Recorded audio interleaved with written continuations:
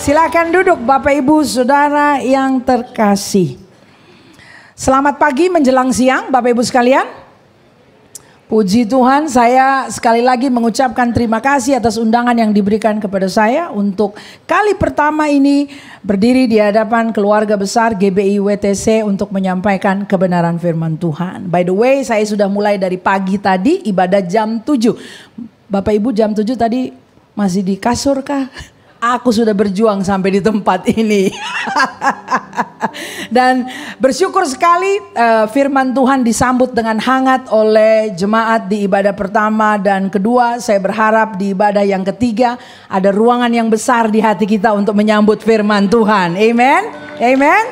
Puji Tuhan. Nah, dengan demikian saya mau periksa terlebih dahulu seperti saya memeriksa di ibadah pagi tadi. Berapa banyak di antara Anda yang membawa Alkitab pada ibadah ketiga kali ini? Silakan angkat tangan yang membawa Alkitab. Angkat pun nggak apa-apa, kita lihatlah ya. Di atas ada yang membawa Alkitab. Oke, wow, kita beri tepuk tangan buat GBI WTC. Wow, di berbagai penjuru yang lain di kota ini saudara, tidak ada lagi Alkitab cetak itu. Ya. Nah sekarang yang pertanyaan kedua dong, kalau nggak bawa Alkitab cetak, siapa yang membawa Alkitab digital? Angkat tangan. Tentu lebih banyak, karena kita tidak mungkin keluar dari rumah tanpa gadget kita, betul? Itu bisa balik lagi pulang ke rumah. Well anyway saudara, Alkitab itu bisa versi cetak atau versi digital. Sudahlah, saya sudah melapangkan dada, saya usap dada saya, silahkan saja. Tapi yang penting Alkitab harus ada di hati kita. Ya, boleh ada di rak buku, boleh ada di meja makan, tapi yang paling penting harus ada di dalam hati. Ya, karena Yohanes pasal 14 berkata bahwa Roh Kudus akan mengingatkan dan mengajarkan perkataan-perkataan Tuhan. Katakan mengajar dan mengingatkan. Berarti udah jelas dong ya. Kalau sampai mengajar dan mengingatkan berarti harus ada bahan ajar dan bahan yang mau diingatkan. Betul ya? Kita harus kasih modal sama dia. Bahan ajar dan bahan mengingatkan itu yang tersimpan dalam hati. Jadi bukan yang tersimpan di dalam handphone, apalagi cuma ada di rak buku dan hanya dibuka kalau Paskah dan Natal.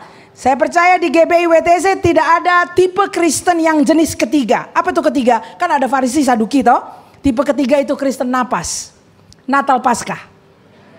Jadi Alkitabnya cuma diambil kalau Natal sama Paskah. Gitu, jangan saudara. Kita mau firman Tuhan disimpan di dalam hati kita. Bapak Ibu siap menyimpan firman dalam hati ya?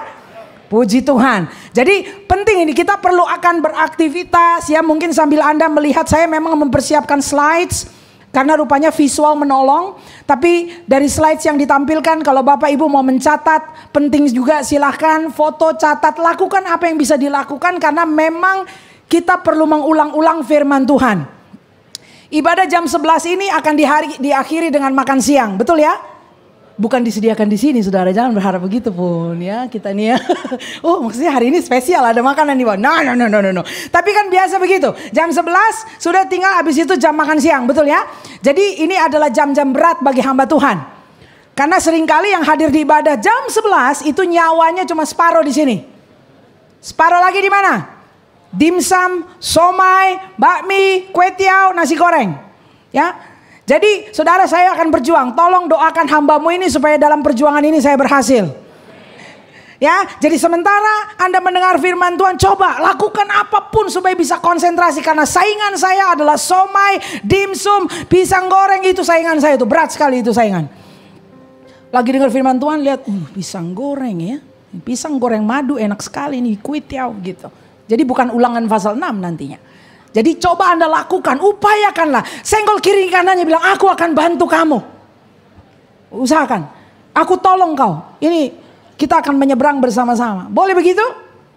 Bagus. Nah Bapak Ibu, saya akan menyampaikan topik hari ini.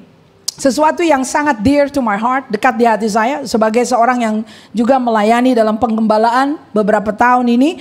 Saudara, kalau mau dibilang gembala bisa khotbah apa? Macam-macam topiknya. Karena seorang gembala bertanggung jawab atas jemaat. Mulai dari dia lahir sampai dia kemudian di tempat peristirahatan terakhirnya.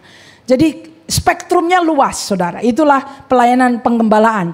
Tapi kalau mau ditanya, what is very dear to my heart? Apa yang dekat di hati saya adalah mengenai topik ini. Dan karena ini pertama kali saya diundang oleh keluarga besar GBI WTC di Ibadah Raya, maka saya izinkan kita berkenalan dengan apa yang berharga di hati saya. Dan itu adalah perjuangan untuk membangun dan mempersiapkan generasi. Is that okay with you? Ya. Nanti kalau ada kesempatan berikutnya kita topik-topik yang lain. Tapi kali ini kita berkenalan sama-sama dan saya ingin ajak Anda untuk melihat kebenaran yang satu ini. Perjuangan mempersiapkan generasi. Nah saudara, saya mau hadirkan terlebih dahulu data. Katakan data. Anda ada di sini yang suka data?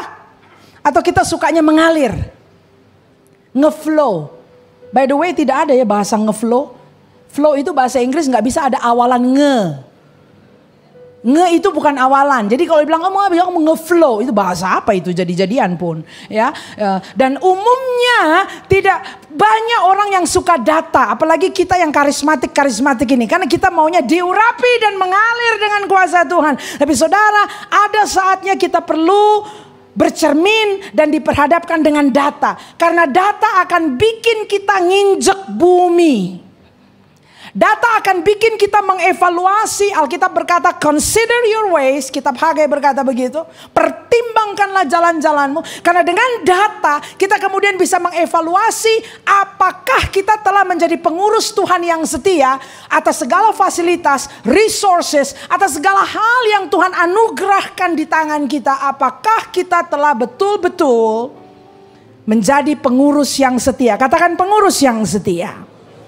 Ya, jadi data itu penting sekalipun tidak banyak kita suka, ya.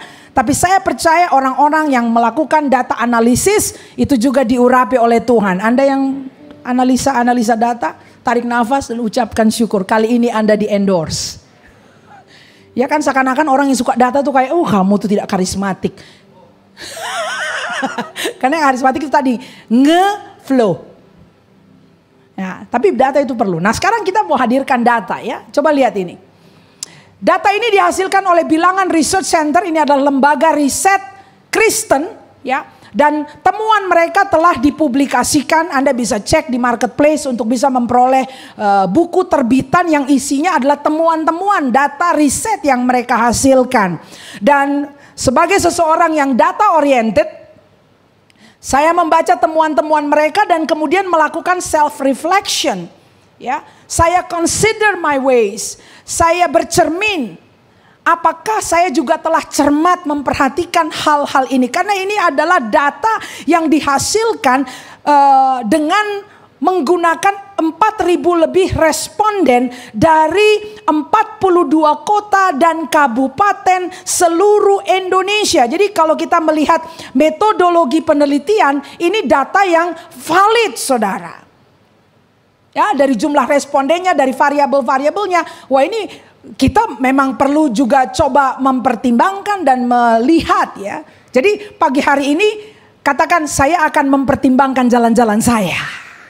Ya, right? Nah, kita lihat di sini dari temuan Bilangan Research Center ini dikatakan bahwa hanya 1 dari 4 orang muda Kristen Indonesia yang benar-benar merasa nyaman di rumah dan menikmati keberadaannya di tengah keluarga.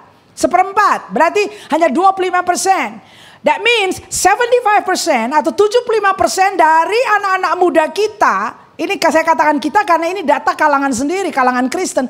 75% itu tidak merasa nyaman di rumah. Kalau di sini ada papa mama, ya keluarga-keluarga, coba Anda lihat anak-anak Anda yang beranjak usia teenager, ya anak-anak muda itu, apakah mereka kerasan di rumah atau selalu saja ada alasannya untuk berada di luar rumah? Bahkan kalau disuruh pulang susah. Ayo nih udah jam berapa nih? Ayo pulang, kamu ada di mana? Mamanya tuh paling sering telepon. Sampai anak-anak kalau di luar bilang, siapa tuh telepon bunyi? Mak gue. Angkat dong. Nggak mau, ntar aja gitu. Iya kan? Ada pemandangan-pemandangan begitu saudara ya.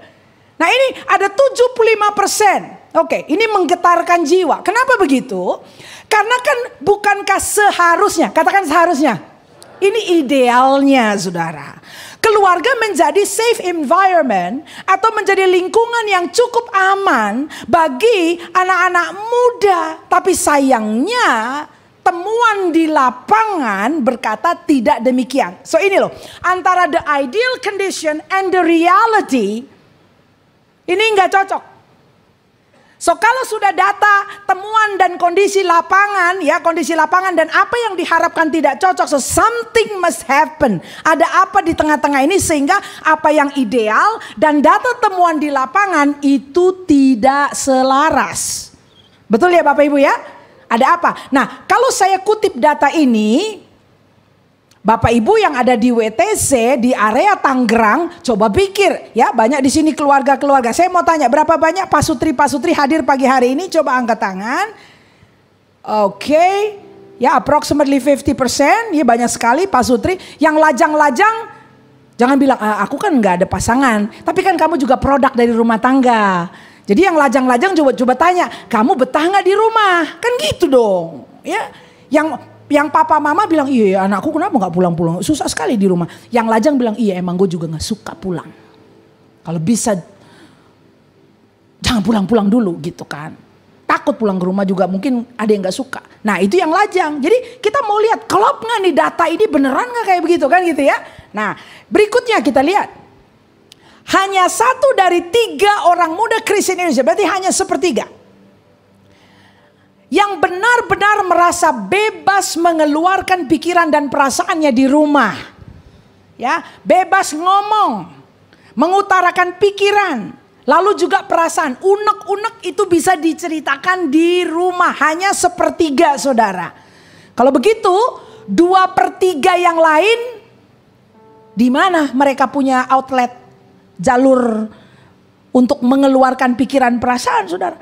John Bevere berapa tahun lalu itu saya pernah dengar dia ngajar. Itu perasaan katanya, perasaan itu harus diungkapkan. Emosi itu harus disalurkan. Sebab kalau nggak disalurkan tuh kayak panci beleduk loh saudara lo. Bisa meledak gitu kan. Jadi pasti orang tuh kok sampai ada unek-unek itu mesti diomong. Mesti diproses. Karena sebetulnya kita tidak didesain untuk menimbun emosi kita. Terus aja ditimbun, nggak bisa. Ini mesti ada sirkulasinya. Nggak bisa udara hawa kotor tuh ada di dalam mampet gitu, nggak bisa.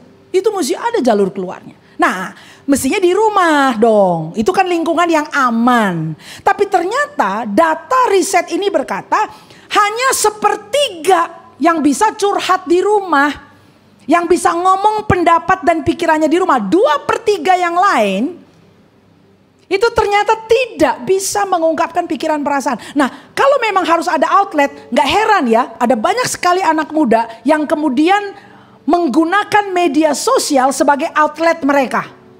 Disitulah curhat yang ngomong-ngomongnya gitu loh. Ya. Kemarahan ditumpahkannya di situ. Kesedihan tumpahkannya di situ. Bahkan ada yang kalau di WA statusnya itu hitam. Pernah lihat ada orang profilnya hitam, gelap gitu. Jangan kaget saudara, itu gelap tuh memang lagi suasana hatinya tuh memang kelam. Bukan lembayung, hitam gitu kan. Ada yang sampai disertai dengan kalimat atau kode gitu, bete gitu. Banyak yang kayak gitu. Lah kita bilang, kenapa harus ada statement di ruang publik? Kenapa sih mesti di publik?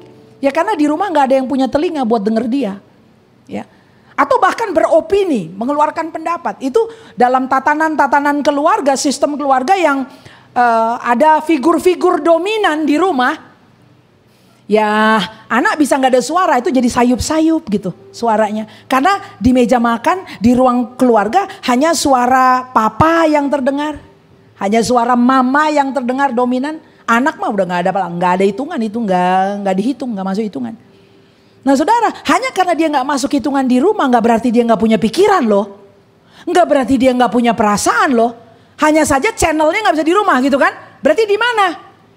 Di luar. Nah di luar ini yang kita gak tahu kepada siapa, dengan cara apa dia mengutarakan pikiran, dalam bentuk apa formatnya. Apakah dia turun ke jalan, apakah dia pakai spanduk, apakah dia pakai pilox di tembok, apakah dia pakai graffiti. Kita gak tahu. Karena di rumah tidak ada outletnya. Bapak Ibu bisa mengikuti saya? Ya, bisa. Oke. Tapi ini data temuan. Nah, sekali lagi Bapak Ibu bisa cek. Iya ya, di rumah saya anak saya kapan ya terakhir saya dengerin dia ngobrol? Ayo ibu-ibu. Kapan ya terakhir kali anak saya curhat sama saya? Kapan ya terakhir kali anak saya berpendapat dan aku afirmasi pendapatnya? Nah, coba silakan diingat aja. Apakah data seperti ini hanya ada di NTT, di Papua, yang jauh-jauh, di Medan, barangkali di IKN, barangkali mungkin juga. Atau ternyata ada di Tangsel.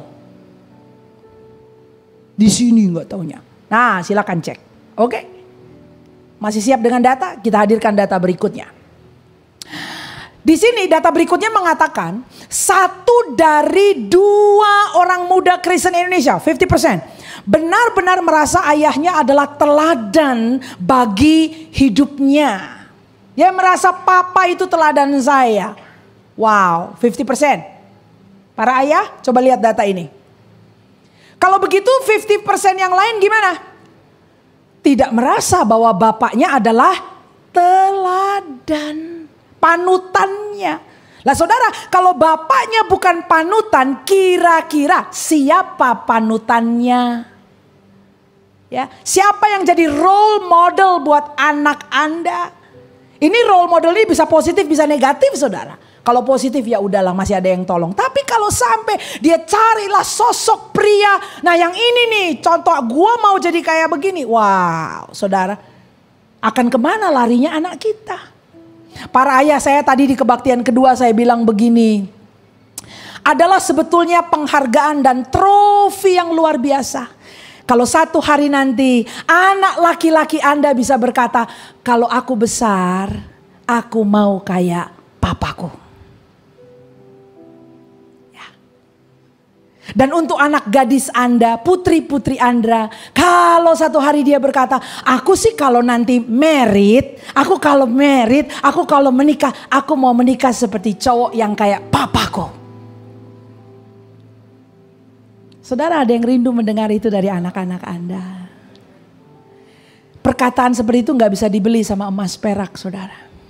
Gak bisa. Anugerah kalau anak Anda bilang, aku mau menikah sama pria yang kayak papa. Aku mau besar seperti papaku. Karena papanya teladan. Kadang-kadang para ayah gak berpikir, oh anak bisa ngomong gitu ya. Ini saya kasih tahu biar gak telat. Ada kayak gitu. Nih, by the way, busway yang lajang-lajang nih, cowok-cowok lajang, inget ya, kalian duduk jangan lipat-lipat tangan, lipat-lipat kaki bilang, oh itu bukan buat aku buat para suami yang udah pada merit Jangan begitu mikirnya. Kenapa? Buat yang lajang cowok-cowok di sini, kalian punya kesempatan untuk runway yang panjang, mempersiapkan bagaimana nanti kalian menikah. Hello. Saya pernah di Kalimantan naik pesawat Cessna saudara. Itu baling-baling tuh. Pesawatnya kecil. Isinya cuma 4-6 orang. Depan saya pilot. Naiknya juga gak bisa tinggi-tinggi saudara. Saya bisa lihat tuh sungai-sungai di bawah. Tuh hutan-hutan di bawah. Saya doa Tuhan jangan sampai jatuh. Nih pesawat kenapa pendek banget terbangnya. Cessna. Tahu runway-nya? Pendek saudara. Runway Cessna pendek. Udah gitu berbatu-batu gak pakai aspal. Tapi pesawatnya adalah Cessna. Hello, pesawat kecil mungil. Tapi jumbo jet, Boeing, itu landasan pacunya panjang saudara. Dia bisa angkut ratusan penumpang. Yang lajang cowok-cowok, ini maksudnya yang lajang-lajang cowok-cowok ini loh, saya mesti ngomong. Kamu mau Cessna atau Boeing, jumbo? Begitu. Kalau enggak kan duduknya lipat-lipat tangan bilang, ini buat yang suami-suami gua mah tenang. Enggak, saya kasih PR juga.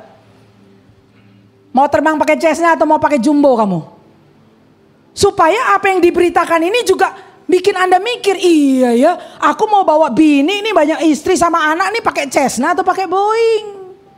Kalau mau pakai Boeing, landasan pacu yang panjang itu dipersiapkan supaya siap untuk satu hari nanti kalau Tuhan anugerahkan istri kepadamu, punya anak-anak dan keturunan, anak Anda bisa berkata, aku kalau besar mau kayak papa. Anak perempuanmu berkata, kalau aku menikah, aku mau menikah sama pria yang kayak papa. Terbukti papaku itu. Halo. Bagi Anda yang sudah punya putra putri, tidak ada kata terlambat ya. Karena di mana firman Tuhan diberitakan, ada anugerah, ada urapan, ada pengharapan baru di sana. Umat Tuhan tidak pernah putus pengharapan. Kalau kita dinasehati oleh firman, kalau kita dikoreksi oleh firman, dan memang firman itu berfaedah. Segala tulisan yang diilhamkan oleh Allah itu bermanfaat untuk mengajar kita di dalam kebenaran. Kalau kita ditegur oleh firman, berarti ada harapan. Amin. Anak yang kukasihi, kutegur dan kuhajar, kata firman. Jadi ada harapan. Kalau Anda dengar ini untuk kali ini, Anda para suami bisa berkata, aku rindu anakku bisa besar seperti aku. Berarti kan Anda harus siap jadi teladan. Yang berikutnya, 3 dari 4 saudara. 3 dari 4 orang muda Kristen Indonesia benar-benar merasa ibunya adalah teladan bagi hidupnya. Wow, saudara, 75%. Wah, para ibu mau tarik nafas, mau kipas-kipas gimana nih ceritanya? Lebih banyak punya. Betul, lebih banyak. Kenapa begitu, kok bisa lebih? Saya juga mikir, saudara, ini kenapa sih maksudnya ibu-ibu lebih diurapi nih? Soalnya ya, ibu-ibu itu paling banyak waktu dengan anak-anak. Ya, coba tuh kalau pagi-pagi kita keluar di jalan, kita ketemu tuh ibu-ibu yang pakai sepeda motor goncengin anak-anak ke sekolah. Nanti muncul lagi siang-siang. Makanya kalau di WBI yang selalu diadakan sebelum jam makan siang, saya suka tanya, oke ibu-ibu, siapa di sini yang mau pulang jemput anak sekolah? Ada yang angkat tangan. Udah pada masak belum? Sudah, ini mau jemput anak. Jadi saya mesti perhatikan khotbah sampai jam berapa. Karena mereka setelah itu akan jemput anak. Kayak ojol. Gitu kan. Udah gitu dijemput bukan dibawa pulang. Dijemput dibawa ke tempat les. Habis itu pulang. Sama ibunya lebih panjang waktunya. Benar gak? Jadi ibu-ibu punya peluang. Katakan para ibu, peluang. Untuk menyentuh hati anak-anakmu. Ingat, ini kesempatan, golden opportunity to touch the life of your children. Untuk jamah hati anakmu. Jangan luangkan, jangan luput dari peluang itu untuk menyentuh hati anakmu. Karena 75% orang muda berkata, mami adalah teladan hidup saya. Jadi juga para ibu sama ya. Kalau anak-anak laki-lakinya berkata, aku nanti kalau married, aku mau punya istri yang kayak mami. Yang kayak mamaku. Karena mamanya itu adalah kebanggaannya. Kira-kira Anda mau patut dibanggakan begitu kan? Kalau menikah anak Anda, aku mau cari yang seperti mama. Itu teladan, saudara. Dan tidak ada kata terlambat untuk menyentuh kehidupan anak-anak Anda seperti itu. Amin. Bisa mengerti ini saudara. Nah, dari data temuan ini saya hadirkan kepada Anda statement catatan saya bahwa keluarga adalah institusi sosial pertama dan terutama yang dibangun Allah di atas bumi. Nah, statement ini kalau kita berkata keluarga adalah institusi sosial pertama, semua orang berkata amin. Yes, memang dia pertama. Tapi tidak hanya pertama. Karena keluarga juga adalah institusi sosial yang terutama. Katakan terutama. Jadi ini bukan yayasan, bukan universitas, lembaga pendidikan, lembaga sosial yang lain-lain. Tapi keluarga itu institusi yang terutama. Didesain, kok dikonsepkan oleh Allah kita. Jadi the designer and architect of marriage is God himself. Arsitek dan desainer daripada perkawinan adalah Tuhan sendiri. Itu bukan Hollywood, bukan Bollywood, apalagi Korean drama. Bukan. Banyak orang bukunya teksnya udah bukan Alkitab tapi K-drama. Lagi lihat. Season 1, season 2, season 3. Nah ini dia nih. Kayak gini. Saudara, arsiteknya bukan K-drama saudara. Bukan. Arsitek perkawinan. Idenya itu adalah Tuhan sendiri. Amin saudara. Dan saya mau bilang buat Anda yang diberkati pernikahannya secara Kristen. Ingat baik-baik hari pertama itu. Pada saat Anda berdiri di altar perkawinan. Pada saat tangan hamba Tuhan ditumpangkan dan melepaskan berkat kepada Anda. Ingat baik-baik bahwa pada hari itu Tuhan hadir menjadi saksi antara dirimu dan istri masa mudamu. Dan Tuhan yang hadir pada altar perkawinan itu adalah Tuhan yang setia mendampingi perjalanan perkawinan Anda. Dalam susah dan senang, dalam sehat dan sakit, dalam kelimpahan dan kekurangan, sampai maut memisahkan. Tuhan kita berjanji, I will never leave you, I will never forsake you. Aku tidak akan pernah meninggalkan kamu. Aku tidak akan pernah membiarkan kamu. Bapak Ibu katakan, dalam rumah tanggaku ada Tuhan, Dia tidak pernah tinggalkan saya. Para ibu berkata, dalam rumah tanggaku ada Tuhan, Tuhan tidak pernah tinggalkan saya. Seringkali kita nih mut-mutan karena kita berdasarkan kepada emosi perasaan kita dan tidak berdasarkan iman. Maksudnya apa Pastor Evelyn? Lah iyalah, kalau kamu doa tidak tetes air mata, kamu rasa Tuhan tidak hadir. Lah itu kan kamu. Tuhan kan gak sepicisan itu, saudara. Apakah kalau air mata Anda seember, nah itu Tuhan hadir? Kalau air mata, kok muncul air mataku? Lagu nomor 1 kok gak ada hadirat Tuhan. Lagu nomor 2 kok gak ada hadirat Tuhan. Lagu nomor 3 gak ada. Oh mungkin kalau aku setel Battle Church Reading punya lagu, mungkin itu ada hadirat Tuhan. Tuhan tidak sepicisan itu. Dia tidak hadir berdasarkan emosi-emosi kita, saudara. Perkataan Tuhan adalah ya dan amin. Waktu Dia hadir di altar perkawinan Anda, maka setiap hari Anda menjalankan rumah tanggamu, God is there with you. Mau dirasakan, mau tidak dirasakan, tidak berdasarkan perasaan. Perkataan Tuhan adalah ya dan amin. Mengapa begitu? Tuhan tanggung jawab, saudara. Dia yang mendesain perkawinan Anda, tidak akan dibiarkan berjalan sendiri menjalani perkawinan yang Dia desain itu. Kecuali Anda yang berkata, Tuhan, kita tarik garis. Ya, sampai di sini saja. Habis itu nih, aku yang kerjakan perkawinanku. Kau berhenti sampai di sini, tarik garis kita. Sudah ya, jangan masuk-masuk lagi. Yang ini urusanku saja. Ya kalau begitu apa terjadi, saudara? Kita akan kemudian menjalani perkawinan tanpa rancang bangun dari Tuhan. Dan itu adalah usaha yang sia-sia, betul begitu ya?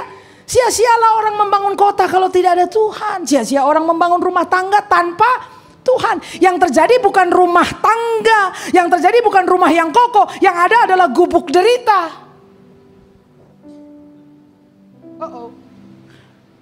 Bukan rumah yang kokoh, tapi gubuk derita. Ya ilah, mulai dari bangun tidur sampai tidur lagi malamnya, itu derita terus. Memang gubuk derita. Mesti ditanya, Tuhan kau taruh di mana? Apa sudah kau kasih garis? Tuhan tidak boleh sentuh hidup saya. Tuhan tidak boleh sentuh perkawinan saya. Ini urusanku saja. Tuhan tidak boleh sentuh bagaimana cara aku membesarkan anak-anakku. Saya tarik garis. Ini urusanku saja. Ya kalau begitu susah, saudara. Tuhan tidak mau tinggalkan kita. Tapi seringkali yang terjadi adalah kita tarik garis. Dia gak boleh campur dengan cara saya. Maksudnya apa Pastor Evelyn? Loh, banyak orang mendirikan dan menjalani rumah tangganya menurut hikmatnya sendiri. Halo. Saya melayani konseling pasutri-pasutri, saudara. Dan seringkali terjadi luka berulang. Maksudnya apa luka berulang? Tadi kita ngobrol di ruang pembicara. Luka berulang tuh begini. Ya, termasuk di dalam menjalani perkawinan dan pola asuh, mengasuh anak. Seringkali luka berulang itu terjadi karena upaya yang kita lakukan tidak lagi didasari oleh firman Tuhan. Itulah yang saya bilang Tuhan itu ditaruh di luar. Karena firman-Nya tidak lagi menjadi pusat daripada cara kita menjalani rumah tangga dan pola asuh anak. Kita pakai gambaran siapa kalau begitu? Pakai gambaran orang tua kita. Ya. Jadi suami istri menikah, si istri akan mengingat bagaimana cara papa mama besarkan dia. Si suami akan ingat bagaimana cara papa mama dia besarkan dia, betul ya? Sehingga menghasilkan hal yang ekstrim. Contoh, ya, seorang suami, dia pukuli anaknya. Kenapa? Ya dia juga dipukuli oleh bapaknya. Jadi waktu dia pukul anaknya, dia bilang, baru juga ditampar, dulu aku pakai gagang sapu. Jadi menurut dia sudah lebih bagus dari bapaknya. Karena dia gak pakai gagang sapu, dia pakai tangannya sendiri, pak gitu kan anaknya. Jadi menurut dia itu gaya benar. Sudah lebih baik aku daripada bapak aku karena gak pakai gagang sapu, katanya begitu. Terus kita tanya, itu lebih baik atau lebih alkitabiah? Saya sudah melihat ada ketegangan di ruangan ini. Tolong para istri coba usap-usap dulu suamimu. Tolong boleh. Saya pinjam tangannya. Tepuk-tepuk dulu. Tenang gitu, tenang. Kalau ada air aqua minum sedikit. Jadi tegang ini loh. Ya kan? Ya, banyak para suami begitu. Dia nggak tahu dulu engkong, bapaknya. Dia begitu karena dia dibesarkan oleh bapaknya sebelumnya, kan begitu kan? Dan ini kan Indonesia baru merdeka 70-an tahun, saudara ya. Jadi banyak orang tua kita dulu-dulu ini semua adalah prajurit-prajurit perang mungkin yang harus membela negara dari zaman penjajahan, ya kan, banyak peluru nyasar di mana-mana gitu loh, kekerasan karena dijajah. Dan luka-luka itu dia bawa dalam bagaimana dia berumah tangga di rumah. Jadi memang banyak kekerasan itu terjadi. Nah sekarang orang tua dari zaman pola asuh seperti itu sekarang punya anak. Tanpa sadar dia ikuti pola itu. Sudah Kristen nggak? Sudah. Dia pakai pola itu untuk besarkan anaknya. Saya tanya, apakah luka itu dilanjutkan ke anaknya lagi? Lah anak yang sudah dilukai, kira-kira nanti waktu dia bangun rumah tangga, dia akan copy juga kan? Bapaknya punya kalimat. Nah, dia akan tabok anaknya juga dan dia akan bilang, kamu masih bagus tabok. Aku ditabok, diinjak, dicaci maki. Ini papa cuma tabok, bolehlah. Dia merasa lebih baik daripada bapaknya. Saya mau bilang para ayah, ini termasuk ilustrasi bagi ibu-ibu juga begitu. Ini lingkaran setan ini kapan mau dihentikan, saudara? Kapan mau dihentikan ini? Kita akan terus-menerus berada di dalam siklus yang runtuh dan hancur. Dan kehancuran itu kita wariskan dari generasi ke generasi. Bukankah Alkitab berkata bahwa kita kemudian akan menjadi generasi yang semakin kuat dan makin kuat dari glory ke glory. Bukankah begitu janji Tuhan? Itu omongan kosong atau betul kita bisa mengalami bahwa akan ada generasi yang lebih kuat dari kita. Mereka akan berjalan makin kuat menghadap Tuhan. Mereka akan mengalami pewahyuan dan glory yang lebih daripada kita. Itu cuma janji kosong atau betul bisa terjadi? Bapak Ibu, jawabannya ada pada kita. Pada keputusan kita di angkatan saat ini. Saya bilang sama teman-teman di komunitas dan gereja yang baru kami rintis itu. Saya katakan begini, harus ada satu angkatan. Oh haleluya. Harus ada satu angkatan yang karena mengalami kasih Tuhan, yang karena mengalami the glory of God, yang harus berdiri dan berkata, enough is enough. Cukup. Tidak lagi akan berlanjut ke bawah. Tidak lagi akan siklus yang sama terjadi. Saya bilang sama yang muda-muda, bikin hashtag. Tahu hashtag? Yang tua-tua bilang, apaan tuh hashtag? Yang ibu bilang, apa itu hashtag itu? Menu apa itu? Hashtag. No, kalau ada di medsos, no pakai hashtag. Jadi setelah ibadah ini bikin hashtag. Ya, hashtag. Apa hashtagnya? Berhenti sampai disayang. Berhenti sampai disayang. Segala caci maki, segala perkataan kotor, segala siksaan yang brutal secara fisik, ya, yang kalau ngomong di meja makan tuh cut, nggak boleh ngomong, cut gitu kan. Emang cut itu di film aja? Enggak, di rumah tuh banyak cut kali itu. Adegan-adegan tertentu cut gitu kan. Weh. Cukup aku yang tahu rasanya kayak apa. Dibungkam, tidak didengar, tidak merasa aman kalau pulang ke rumah. Mengunci diri di kamar. Karena kalau di luar itu zona perang. Kayak kancah aja di Middle East. Kapan ada gencatan senjata? Jadi mending ngumpet di kamar. Mending main video game aja biar gak dengar. Tutup telinga biar gak dengar tuh. Cukup sampai di kita saja. Oke saudara. Hal-hal yang Anda tidak berkenan yang pernah dilakukan oleh orang tuamu kepadamu. Daftarkan itu semua. Jangan dijadikan sebagai apa ya. Lah dulu juga engkong tuh. Kamu gak tahu aja. Ya engkong tuh kalau marah kayak apa. Loh itu jangan diceritakan yang model begitu ke generasi berikutnya. Lalu membenarkan diri kita. Kalau kamu tahu dulu. Oma tuh kayak apa. Loh Mau dilanjutin, saudara. Kita harus tahu, berhenti sampai di kita. Tapi tidak cukup cuma berhenti sampai di kita ya Bapak Ibu ya. Tahu, ada yang kedua, hashtag kedua apa? Mulai dari saya. Karena ada hal-hal yang dihentikan, ada hal-hal yang kita basmi, ada hal yang kita berkata tidak lagi, tapi ada hal-hal yang kita akan mulai. Ada hal-hal yang kita akan tanam, yang kita akan tabur bagi keluarga kita. Betul saudara ya? Oh memang gak gampang, tapi Alkitab berkata orang yang berangkat menabur dengan cucuran air mata. Kenapa cucuran air mata? Memang gak mudah untuk membuat value dan culture yang baru di keluarga kita. Gak mudah. Tapi Alkitab bilang, kalau kita berangkat menabur dengan cucuran air mata, apa janjinya? Kita akan pulang satu hari nanti betul, dengan sorak-sorai membawa berkas-berkasnya. Kita akan melihat generasi berikutnya yang bangga dengan orang tuanya. Dan pada hari itu kita bisa nangis bareng tuh. Karena perjuangan ini ada hasilnya. Tuhan ada di tengah-tengah kita. Dan dia menanti siapa orang yang mau dia utus. Orang kadang-kadang kalau kita dengar ayat itu ya. Mengenai Yesaya. Tuhan tanya siapakah yang akan kuutus. Lalu jemaat asosiasinya. Oh ini nih panggilan ke ladang misi nih. Oh ya lalu kita pikir hutan-hutan Kalimantan. Kita pikir-pikir China. Kita pikir-pikir apa ini.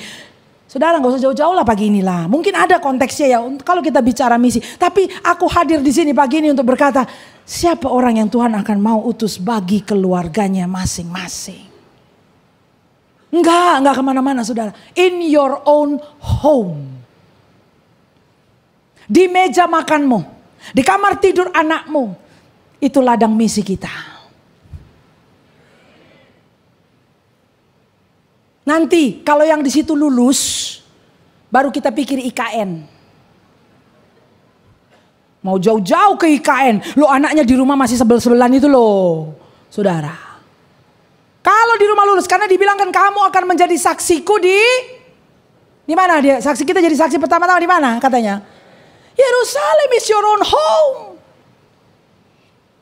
Nah bisa kita pikir pulau-pulau yang jauh. Negeri-negeri yang jauh saudara. No. Our first mission field is our home. Itu ladang misi kita pertama adalah rumah kita sendiri. Mana para suami? Coba istrinya tepuk-tepuk lagi bahunya. Memang perlu disupport. Ya. Mungkin sekarang suami yang perlu tepuk-tepuk istri. Karena rupanya mungkin yang lebih terdengar suaranya nyaring seperti kicauan burung-burung itu. Adalah kekasih hatimu yang di sampingmu itu loh. Jadi mungkin para suami usap-usap baik-baik istrimu ya. Jangan didorong. Saya tidak mengizinkan tindakan kekerasan terjadi di ruang ibadah ya. Jadi tidak ada cubit-cubit di paha, injek-injek di kaki. Jangan loh ya. Nanti para suami akan traumatis. Kenapa kita datang di ibadah nih pahaku biru-biru dicubit sama kamu gitu. Jadi disentuh dengan kasih sayang. Are we okay saudara? Now, let's see apa konsepnya Tuhan yang dia katakan di sini. Kejadian pasal 2 ayat 21 sampai 25. Kalau Anda punya Alkitab, ayo kita baca sama-sama ya. Oh, have mercy God, may I finish this well. Ya, saya bersaing dengan dimsum, somai, kue tiaw. Masih ada di sini saudara? Saya jamin, makanan itu tidak akan kemana-mana, tidak akan digusur restoran yang kalian mau itu ya. Masih ada itu, pasti pun masih ada. Tenang ya. Pasti ada. Nah, sekarang kita lihat dulu. Kejadian pasal 2 ayat 21 kita baca sama-sama ya. Sudah ketemu? Ada di layar, kita baca sama-sama. 3, 2, 1. Lalu Tuhan Allah membuat manusia itu tidur nyenyak. Ketika ia tidur, Tuhan Allah mengambil salah satu rusuk daripadanya, lalu menutup tempat itu dengan daging. Dan dari rusuk yang diambil Tuhan Allah dari manusia itu, dibangunnya lah seorang perempuan, lalu dibawanya kepada manusia itu. Berikutnya, lalu berkatalah manusia itu, inilah dia, tulang dari tulangku dan daging dari dagingku. Ia akan dinamai perempuan, sebab ia diambil dari laki-laki. Sebab itu seorang laki-laki akan meninggalkan ayahnya dan ibunya dan bersatu dengan istrinya, sehingga keduanya menjadi satu daging. Mereka keduanya telanjang, manusia dan istrinya itu, tapi mereka tidak merasa malu. Bapak Ibu sekalian, di dalam konsep yang tadi saya katakan keluarga sebagai pemikiran dan ide Tuhan yang pertama dan terutama, kita melihat penjabarannya di Kejadian pasal 2 ayat 21 sampai 25. Yang saya tandai merah itulah dinamika yang terjadi di dalam konteks perkawinan. Meninggalkan, kemudian bersatu dan menjadi satu. Ada banyak masalah terjadi pada saat proses ini tidak dijalani dengan alkitabiah dengan baik. Bagaimana seorang pria meninggalkan orang tuanya secara khusus, tidak hanya secara fisik saudara. Banyak orang bilang harus kutinggalkan papa mamaku. Ya kadang-kala tidak. Kalau kamu anak satu-satunya masa orang tua ditinggal. Jadi bukan hanya meninggalkan fisik, jangan fokus di situ. Lebih kepada meninggalkan secara mental, emosi. Supaya kau bisa berfungsi menjadi pemimpin dari unit keluarga yang baru. Kan begitu. Meninggalkan. Kalau meninggalkannya tidak biblical, maka dia tidak akan bisa bersatu secara biblical. Selalu saja masih ada spare tire, masih ada safety net, ya. Kalau kenapa-napa mengambil itu masih ada ya, selalu andalannya ke sana gitu. Jadi belum bisa berdiri secara mandiri. Meninggalkan, bersatu, lalu menjadi satu, becoming one body. Nah ini kita bisa bahas kalau di PMC biasanya saya bagikan ini ya premarital counseling atau bimbingan pranikah, atau bahkan menggunakan ini untuk menasehati pasangan suami istri yang sedang konflik. Kita kembali kepada gambar dasar yang awal. Nah anyway saudara, dari desain yang mulia, katakan mulia. Ternyata begitu kita masuk ke pasal 3 kitab Kejadian, by the way Baswe, berapa banyak di sini yang pernah membaca pasal 3 kitab Kejadian? Angkat tangan. Yang lain jangan malu-malu gitu. Pernah baca ada loh kitab pasal 3 kitab Kejadian. Coba lihat, angkat tangan. Iya. Oke. Saudara, di kitab Kejadian pasal 3 itu Alkitab menceritakan kepada kita bahwa rumah tangga yang didesain, dikonsepkan oleh Tuhan kemudian mengalami kerusakan. Bagaimana kerusakan terjadi? Terjadinya adalah pada saat sang istri yang namanya dia berbincang-bincang. Betul ya, berbincang-bincang kan? Ini saya cuma meremajakan aja istilahnya. Ini bahasa Indonesia modern. Berbincang-bincang dengan sosok yang bentuknya adalah, padahal sebetulnya pintar sekali WTC ini, luar biasa. Ya. Berbincang-bincang loh dia loh. Lalu dari perbincangan itu dia salah kutip firman. Jadi dia bilang tidak boleh dimakan dan diraba. Wah, saya lihat ada wajah yang cukup kaget loh saya ngomong kayak gini. Aku gak ngomong-ngomong bohong saudara. Anda tinggal nanti di rumah baca Kejadian pasal 2, Kejadian pasal 3. Coba lihat perintah Tuhan apa. Lalu bagaimana si Hawa itu menjawab perbincangannya dengan ular. Ditambahin sama dia. Bukan cuma bilang gak boleh dimakan. Katanya apa? Tidak boleh diraba. Oke, Anda tahu ya konteks. Nah sekarang, faktanya perbincangan itu terjadi. Saya mau tanya dulu. Kira-kira firman Tuhan itu kepada siapa diberikan? Kepada Hawa kah mungkin? Kepada Adam, betul. Jadi yang menerima instruksi langsung dan firman Tuhan langsung adalah pada saat Adam menerima firman Tuhan, Hawa ada di mana saudara? Ada di mana? Kandungan Ibu Pertiwi. Belum ada dia. Belum ada, bukannya lagi shopping saudara. Bukan, dia gak ada, belum ada, non-existent. Boleh begitu? Udah paham ya? Ini Kejadian 2 pasal 2 dan 3 ini luar biasa saudara. Adam yang mendengar langsung, Anda menerima firman dan mandat dari Tuhan. Istri belum ada, oke? Nah sekarang kembali lagi ke pasal 3. Faktanya yang berbincang-bincang itu adalah Hawa dan si ular tadi. Pertanyaan kedua, Adamnya ada di mana? Ada di mana dia? Jangan bilang dia lagi golf. Bukan, dia tidak sedang mancing pun saudara. Cobalah lihat Alkitab dengan jelas. Karena pada saat adegan Waktu kemudian dia hap itu buah, kemudian dia makan, maka teks Alkitab berkata dia kemudian memberikan kepada suaminya. Loh, berarti suaminya ada di mana dong? Baca Alkitab mesti teliti, saudara. Suaminya tidak sedang main golf. Berarti sementara dinamika perbincangan ini terjadi, itu Mr. Adam ada di samping istrinya. Glory. Ada di samping istrinya. Nah, coba kita lihat bagaimana ya. Kalau dari sisinya iblis, kenapa yang dia tanya itu Hawa? Kenapa dia nggak tanya sama si Adam saja? Kan begitu ya? Enggak, dia tanyanya Hawa. Loh, sekarang Hawa. Kalau sampai Hawa bisa mengutip firman Tuhan yang sebetulnya didengar oleh suami, sampai dia kutip, berarti dia bisa tahu itu dari siapa, saudara? Dari suaminya. Berarti suaminya yang mengajar istrinya. Hello. Bapak-bapak tolong jangan tegang. Kita sedang menuju turbulensi udara ini. Pakai kencangkan ikat pinggang pengaman. Oke. Relax. Kita akan masuk ke turbulensi udara. Oke, boleh begitu? Hawa bisa kutip firman karena suaminya yang kasih tahu dia, betul ya?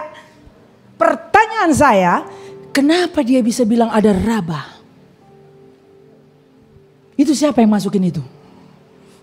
Itu datang dari kreativitas dia sendiri atau suaminya? Lu awas ya. Lu jangan deket-deket tuh pohon ya. Tuhan udah bilang jangan makan. Lu deket-deket juga gak boleh. Raba pegang-pegang gak boleh. Kamu bahaya kalau udah pegang-pegang, beli lagi lu ntar. Memang suami-suami itu bahaya kan kalau lagi ke mall gitu ya. Istri gua enggak pak, cuma lihat-lihat doang, cuma window shopping. Suami seringkali kebat-kebit. Kalau istrinya kalau udah megang itu bahaya, saudara. Makanya di toko-toko tertentu bilang kalau megang lu beli loh. Kalau di Israel tuh mesti begitu, hati-hati. Jangan pegang-pegang ya bu ya. Karena kalau pegang-pegang sangka ibu udah mau tuh mesti beli itu. Saya bingung kenapa ya culture itu bisa begitu pikirannya ya. Apakah dia mempelajari kitab Kejadian? Ibu-ibu itu kalau lagi di mall megang tuh bisa langsung jatuh ke hati loh saudara loh. Bukan cuma dipegang dilihat. Itu langsung kena pun di hatinya itu. Aku mau pak, bagus ini. Karena udah dia pegang. Apalagi kalau udah dipantes-pantes ini cocok-cocokin. Beli itu pasti. Siap-siap aja kartu kredit. Selamatkan kartu kredit. Taruh di kulkas lah. Taruh di freezer. Boleh kita belanja mah. Tapi kartu kredit gue taruh di freezer. Boleh nggak? Jadi sampai dia bilang meraba itu dari mana kalimat itu saudara. Dan suami ada di samping dia, betul nggak? Saya mau tanya sama saudara, kalau istrimu sedang diajak ngobrol sama setan, sama siapa? Jangan bilang sama ular, sama setan. Kalau istri Anda yang lagi diajak ngobrol sama setan, kira-kira suami yang baik tuh bikin apa? Suaminya akan bilang ini, mah mundur, ay yang maju. Apa lu nanya-nanya sama bini gue? Ini kalau di Jakarta Barat kayak begitu saudara, kalau di Tangsel gue kagak tahu lah ya. Apa lu ngajak ngobrol-ngobrol bini gue? Tanya sama gue sini. Nanya apa kamu? Kan begitu. Suami dong yang maju dong. Kepala keluarga maju dong. Betul gak? Tapi di sini suaminya gak maju saudara. Saya gak tahu pun kenapa. Mungkin terlalu kagum dia sama sosok yang namanya perempuan itu ya. Kan dia bilang wow. Tulang dari tulangku, daging dari dagingku. Mungkin dia terlalu lihat. Terlalu kagum dia. Jadi gak ngomong, dia juga bingung gitu kan. Wow. Nah tapi juga dong si nyonya ini saudara ya. Kamu kan diajak ngobrol sama setan. Loh kalau kamu tunduk submit pada authority. Kamu akan bilang apa? Bentar ya Tan. Bentar Tan. I panggil I punya suami dulu. Suami, Miswa, silakan maju. Kan begitu. Tapi kan dia gak begitu saudara ya. Ini banyak yang perempuan-perempuan gagah perkasa saudara. Biar pengetahuan agak kurang sedikit. Pokoknya kita ngomong. Bapak-bapak tolong ditepuk-tepuk, pinjamin tangan dong. Tepuk-tepuk istrimu dulu. Sayang-sayang, aduh ya sayang. Jadi penting gak perempuan terdidik secara firman Tuhan? Penting saudara. Karena seringkali yang diajak ngobrol tuh binimu, istrimu. Saudara itu banyak sekali dengar suara-suara. Dan adalah tanggung jawab seorang suami untuk mengajarkan firman Tuhan kepada istrinya. Kenapa saya bilang begitu? Karena ada firman di perjanjian baru. Nanti Anda buka di rumah, Efesus pasal yang keempat ya, pasal yang kelima. Hai suami-suami, kasihilah istrimu sama seperti Yesus mengasihi jemaat. Lihat lanjutannya. Dan memandikan jemaat dengan firman Tuhan. So what do I see? Apa yang saya lihat di Kejadian pasal yang ketiga? Saya melihat di Kejadian pasal 3, the failure of discipleship, kegagalan pemuritan dari suami ke istri. Sehingga rumah tangga pertama yang seharusnya menjadi prototype, itu rusak berantakan, saudara. Para suami gagal memuridkan istrinya. Atau juga para istri gagal tunduk pada suaminya. Tidak cermat. Sehingga berdua di dalam menghadapi perbincangan-perbincangan dengan setan. Itu gagal. Anda bisa menangkap ini semua? Next, boleh lanjut ya? Lanjut, sebelum kita tutup, lanjut. Menariknya saudara, pada saat Tuhan berjalan, karena kedengaranlah tapak kaki Tuhan di Taman Eden itu. Betul begitu ya? Kejadian pasal 3 ini. Saya mau tanya, yang dicari, yang dipanggil namanya sama Tuhan siapa duluan? Siapa saudara? Oh, luar biasa. Namun tadi yang lebih dahulu Hap itu siapa? Memangnya Tuhan tidak lihat itu? Tuhan lihat. Tapi kenapa yang Tuhan cari adalah Adam? Adam, where are you? Adam, where are you? Ayo, bapak-bapak, tenang-tenang ya, bukan saya yang tulis Alkitab ini pun. Ini Tuhan, firman Tuhan. Memang yang dicari itu Adam duluan.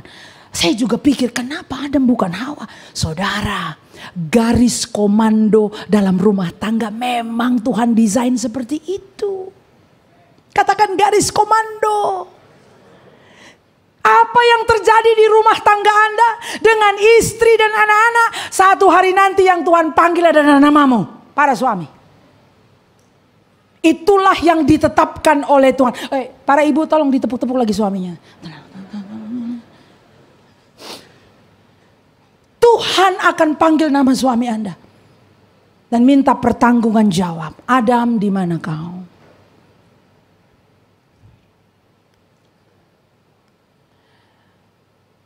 Saudara, kita baca ini ya. Bagi Anda para suami yang memikul tanggung jawab dalam garis komando di rumah-rumah, saya ingin hadirkan seorang pria, tokoh masa lampau yang kita bisa jadikan panutan. Kita berdiri di atas bahu raksasa-raksasa iman seperti ini. Yosua adalah seorang pemimpin terkemuka dari bangsa Israel yang melanjutkan tongkat estafet dari Musa. A charismatic leader. Di bawah kepemimpinan Yosua, tembok Yeriko hancur, saudara. Dia berhasil membawa umat Tuhan nyebrang sungai Yordan dan melakukan conquest di tanah yang Tuhan janjikan. Namun saudara, kita melihat, sekalipun dia terkemuka di luar, kalau zaman sekarang mungkin namanya akan ada di media-media sosial, mungkin akan ada YouTube channel buat dia, saudara, dia terkemuka karena menggembalakan jumlah yang besar. Namun saudara, dia juga adalah pemimpin di rumahnya. Karena Yosua lah yang berkata seperti ini. Kita baca Yosua 24 ayat 15. Baca bersama. Tetapi aku dan seisi rumahku, kami akan beribadah kepada Tuhan. Bapak, ibu, saudara sekalian, dia bisa terkemuka di rumah, tapi kalau kau tidak terkemuka di luar, tapi kalau kau tidak terkemuka di rumah, apa artinya?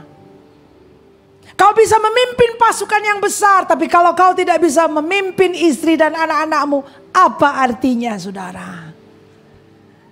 Yosua tidak membiarkan rumah tangganya dibawa arus begitu saja. Mudah-mudahan nyampe. Nggak ada kayak begitu. Mudah-mudahan nyampe. Bahtera rumah tangga harus diarahkan. Andalah para suami yang akan menentukan iklim spiritual di rumah Anda. Anda yang menentukan arahnya bersama-sama dengan Tuhan. Adam gagal. Keluarga pertama gagal. Karena di Taman Eden itu ada ular. Padahal kepada dialah tanggung jawab untuk memelihara dan mengusahakan Taman Eden diberikan. Ada ular masuk di taman itu.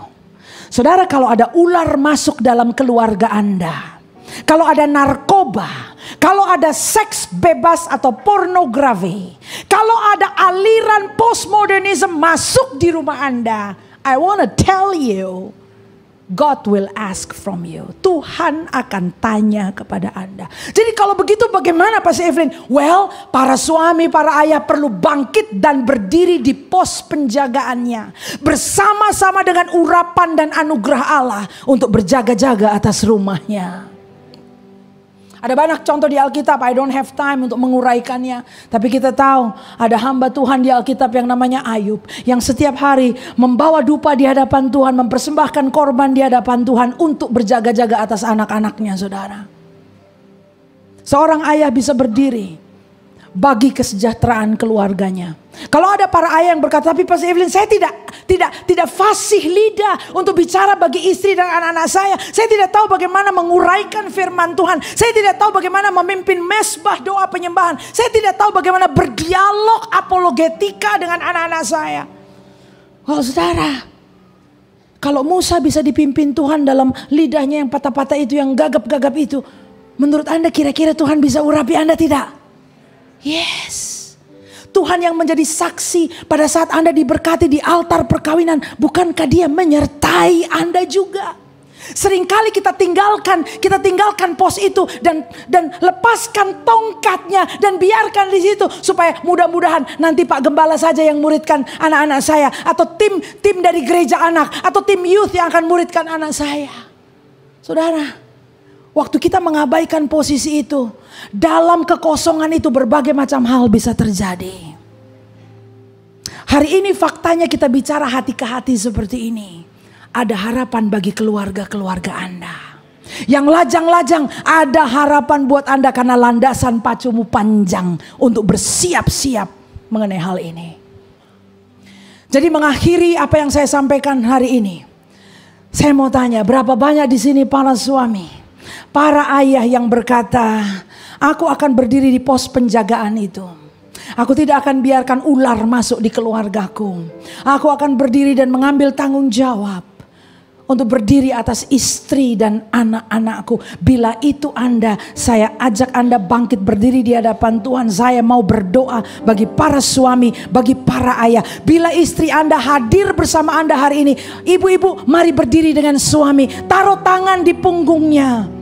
Atau genggaman tangan, genggamkan tanganmu dengan tangan suami Anda. Kita percaya ada anugerah Tuhan, betul? Di mana firman Tuhan diberitakan, ada urapan, ada anugerah yang cukup untuk kita melakukan perubahan dan perbaikan. Data yang saya hadirkan adalah data yang menggugah kita. We can change. Kita bisa memperjuangkan hal ini, saudara. Amin. Kita satu dalam doa.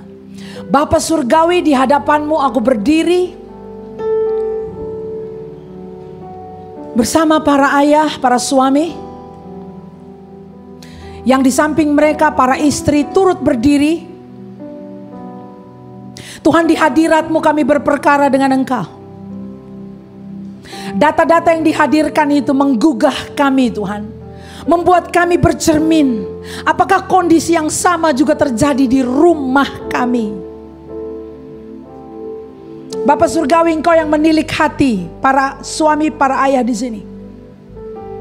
Sebelum satu hari pertanggungjawaban nanti tiba, di mana memang kami akan mendengar Tuhan memanggil nama kami dan memberikan laporan pertanggungan jawab.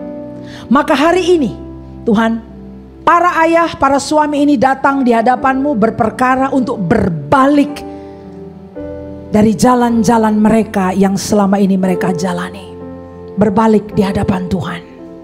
Karena bila ada orang yang akan dimintai pertanggungan jawab, maka itu adalah para suami dalam garis komando keluarga. Para suami, para ayah, mari ngomong sama Tuhan untuk berbalik. Anda ngomong, Katakan bahwa engkau berbalik. Engkau akan kembali kepada pos itu. Anda akan berjaga-jaga dan memelihara keluargamu dalam takut akan Tuhan. Anda akan bertanggung jawab untuk istri dan anak-anakmu. Kalau Anda berkata, tapi aku kurang mampu, itu bagian lain. Kasih karunia Tuhan akan memampukan Anda. Anda akan lihat pengurapan Tuhan memampukan Anda. Seperti Dia mengurapi banyak hamba-hambanya di Alkitab, pengurapan Tuhan akan memampukan Anda. Oh Bapa Surgawi, Engkau lawat setiap suami, para ayah, dan mereka yang berdiri bersama istri-istri mereka. Tuhan teguhkan kembali di dalam nama Yesus. Seperti hari pertama Engkau berdiri di altar menjadi saksi atas suami dan istri ini. Aku berdoa hari ini lawatanmu terjadi. Dan aku minta Tuhan, revival terjadi di rumah-rumah, di meja makan, di ruang-ruang keluarga, di kamar tidur. Oh Father, I pray, hati para ayah ini kembali berbalik ke anak-anak mereka, dan hati anak-anak berbalik kepada papa mereka. Tuhan, ada revival of love di rumah-rumah. Tuhan, anak-anak kami yang jauh berbalik pulang, hatinya berbalik pulang di dalam nama Tuhan Yesus. Karena ayah-ayah mereka kembali berada pada posisinya. Anugerah Tuhan turun, kasih karunia Tuhan menopang. Di dalam nama Tuhan Yesus aku berdoa. Bagi para lajang di tempat ini Tuhan, mereka yang sedang membangun landasan pacu yang panjang itu Bapa, mereka belajar dan menjadi bijaksana dan mempersiapkan hidup mereka dalam takut akan Tuhan. Aku berdoa bahwa di keluarga besar GBI WTC, keluarga-keluarga menjadi pusat pemuritan, center of discipleship Tuhan, di mana generasi muda dibangun, dibentuk Tuhan, dan dirilis karena revival terjadi di rumah-rumah. Terima kasih Bapa Surgawi, berkati gerejamu ini, berkati tim penggembalaan, bahkan aku berdoa berkati Pastor Wiryo dan Pastor Flora Tuhan, di dalam nama Yesus. Anugerah Tuhan turun bagi mereka semua dalam melakukan pekerjaan pelayanan. Terpuji namamu ya Bapa. Dalam nama Yesus kami ucap syukur dan kami berdoa. Amin. God bless you all.